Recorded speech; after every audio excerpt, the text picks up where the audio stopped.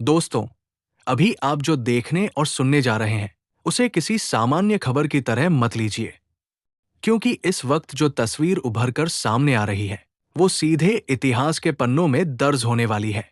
बांग्लादेश की धरती पर अब तक का सबसे बड़ा झटका, सबसे बड़ा रणनीतिक वार देखने को मिला है। ग्राउंड रिपोर्ट साफ बता रही है कि एक साथ 17 पेट्रोल पंप पूरी तरह से ध्वस्त कर दिए गए हैं। आग की लपटें दूर दूर तक देखी जा रही है।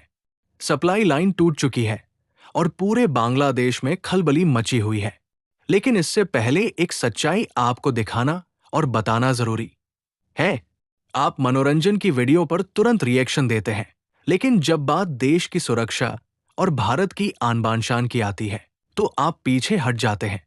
अगर आप सच में भारत से प्यार करते हैं, तो अभी चैनल को सब्सक्राइब कीजिए और कमेंट में कम से कम भारत माता की जय जरूर लिखिए। और अब समझिए कि हालात यहां तक पहुंचे कैसे। भारत ने हमेशा संयम का परिचय दिया, शांति को प्राथमिकता दी और पड़ोसी धर्म निभाया।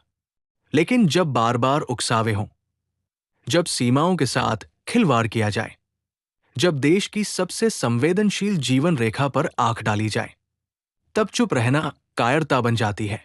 जिस बांग्लादेश को कभी भारत ने अपने खून पसीने से खड़ा किया था, उसी बांग्लादेश की धरती से भारत को घेरने की साजिशें रची जा रही थी। चिकन नेक जैसे नाजुक कॉरिडोर को काटने की बात खुलेआम होने लगी थी। और यही वो बिंदु था जहां भारत ने तय किया कि अब चेतावनी नहीं, बल्कि सीधा एक्शन होगा। बीते कुछ दिनों में सीमा पार जो गतिविधियां तेज हुई, वो किसी सामान्य सैन्य अभ्यास का हिस्सा नहीं थी।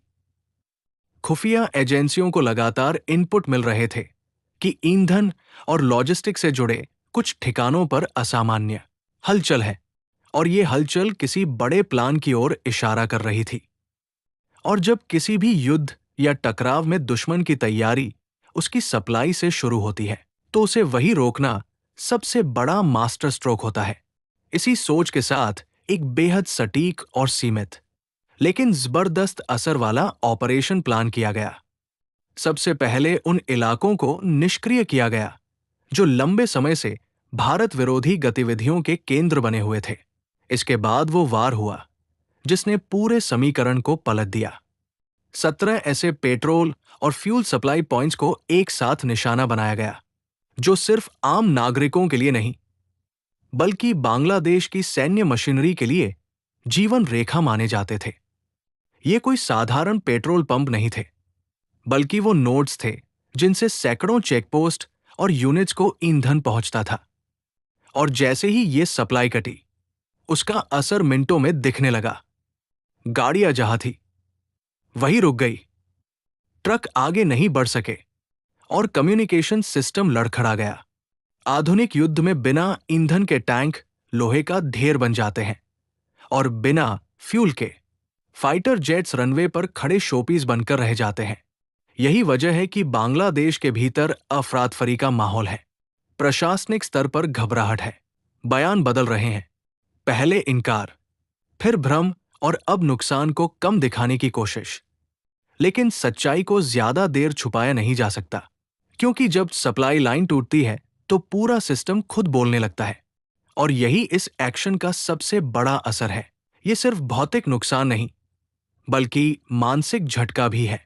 रिपोर्ट्स इशारा कर रही है कि अग्रिम इलाकों में तैनात कई यूनिट्स का मनोबल बुरी तरह गिर चुका है। पीछे हटने की चर्चाएं शुरू हो गई है, और युद्ध के हालात में ये मोड़ सबसे खतरनाक माना जाता है, क्योंकि यहां से लड़ाई हथियारों से ज्यादा दिमाग और डर के बल पर लड़ी जाती है। भारत ने ये साफ कर दिया है कि अब वो सिर्फ अपनी सीमाओं की रक्षा नहीं करेगा, बल्कि उन साजिशों को जड़ से उखाड़ फेंकेगा जो भारत को अंदर से कमजोर करने की कोशिश करती है। ये संदेश सिर्फ बांग्लादेश तक सीमित नहीं है, बल्कि उन तमाम ताकतों तक पहुंच चुका है जो पर्दे के पीछे से खेल खेलने की कोशिश कर रही थी। जिस तरह भारत के चिकन नेक को लेकर बातें होती रही थी, उसी तरह सीमा पार भी कुछ बेहद संवेदनशील पट्टियां मौजूद हैं, जिन पर नियंत्रण पूरे इलाके की तस्वीर बदल सकता है। भारत की नीति में अब निर्णायक बदलाव आ चुका है।